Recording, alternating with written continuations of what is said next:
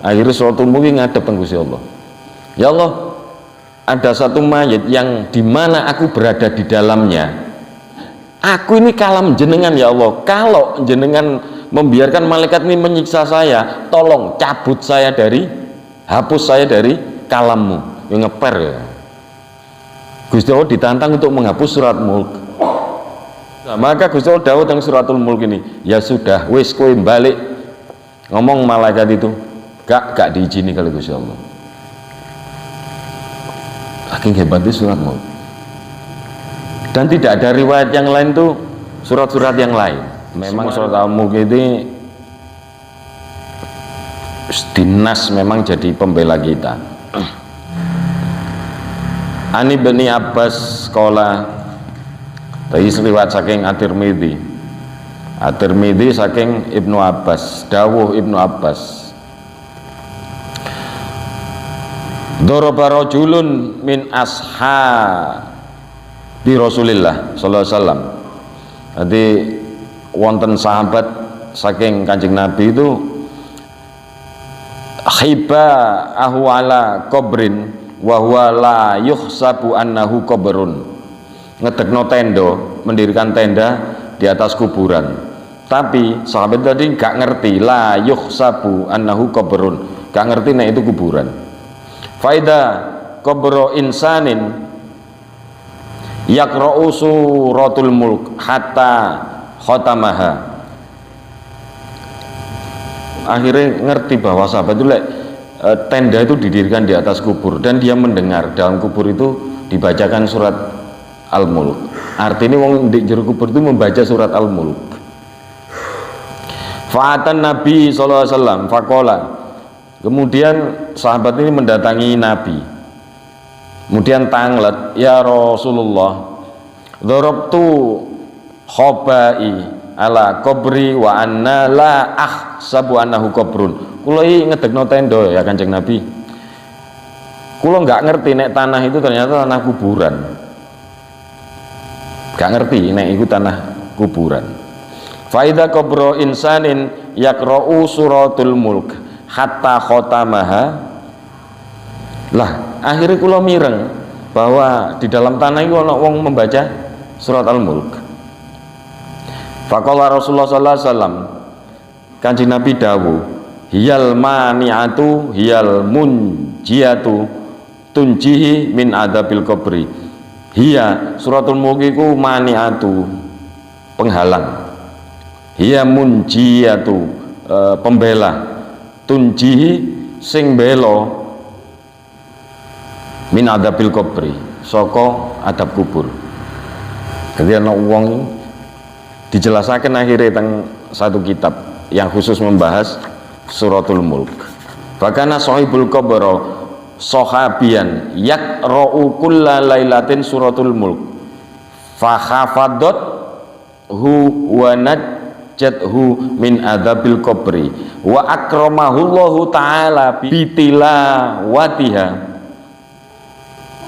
fi qabrihi kulli lailatin faqad asma'allahu ta'ala qaraatihi lidzalik as-sahabi alladzi daraba khiba'ahu 'alal qabri.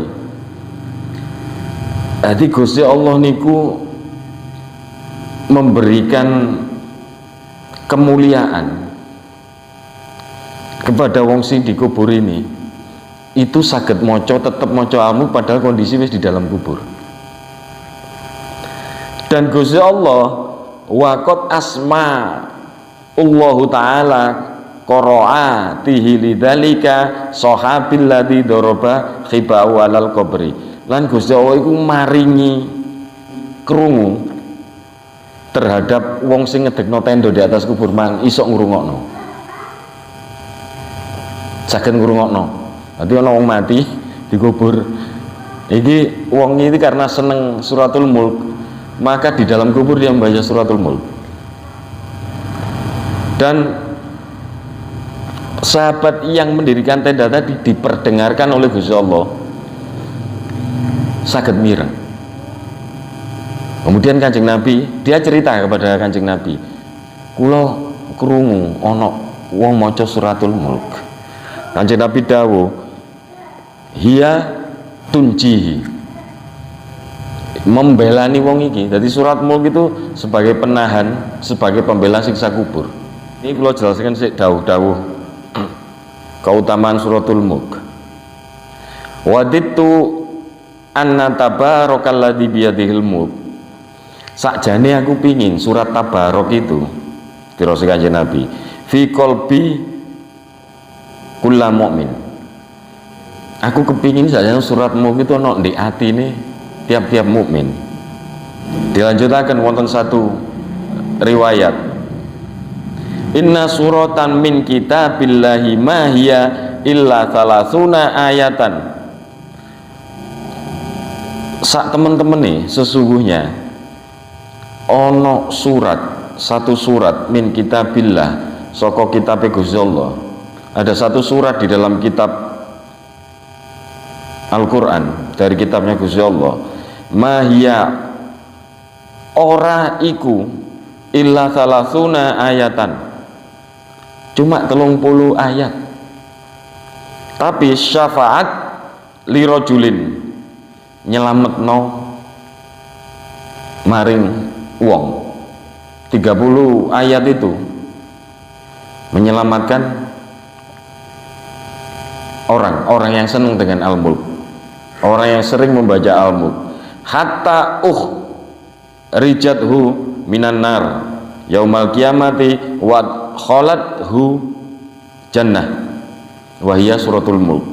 Yaiku surat iki ku belo nyelametno sampai mengeluarkan seseorang itu dari neraka, memasukkan ke dalam surga. Di satu riwayat yang lain itu hatta ghafarallahu lahu, sampai Gusti Allah itu memaafkan.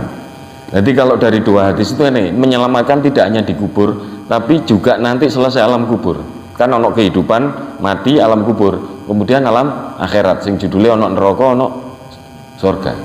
Nah, suratul Mulk itu membela dan jadi syafaat itu baik di alam kubur dan di alam setelah kubur, setelah kiamat, berarti di alam akhirat.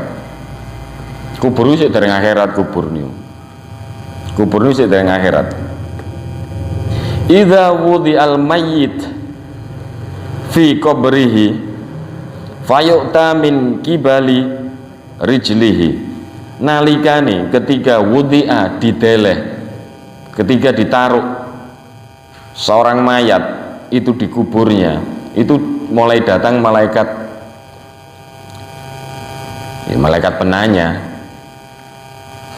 penanya, termasuk mungkin malaikat siksa kubur, datang lewat kakinya. Nanti malaikat penyiksa itu mulai teko datang lewat kaki sang mayit ini. Fayukola, kemudian wonten dawuh terhadap malaikat ini, laisa lakum alaihi sabila, laisa lakum ora ono lakum, tidak ada bagi kalian alaihi maring kaki ini sabila, jalan. Artinya kamu gak bisa mengisah kaki mayit ini. Fa innahu kana yakumu bisuratil mulk, karena kaki orang ini menjalani surat Mulk. Jadi mangke wonten ngeten nggih, ono di hati kita hari ini kita seneng surat Mulk, artinya kita rajin membaca surat Mulk, nek iso apal api. Tapi juga ada riwayat yang kita melakukan suratul Mulk, artinya melakukan apa? Ngelakoni apa yang ada di suratul Mulk. Karena wonten satu riwayat tadi bahwa gak bisa kamu menyiksa kaki orang ini, karena kaki orang ini mengamalkan suratul Mulk. Summa yu'ta min kibali roksihi, kemudian wis gagal malaikat penyiksa ini lewat kaki, datang lewat kepala. Fayaqulu, lisanahu, kemudian lisan orang ini berbicara, lisan mayit ini. Laisa lakum alaihi sabila, ndak bisa, kamu nggak bisa mendatanganku lewat kepala. Innahu kana yaqra'u bi suratul mulk, krono lisan ini yang ada di kepala ini membaca surat mulk,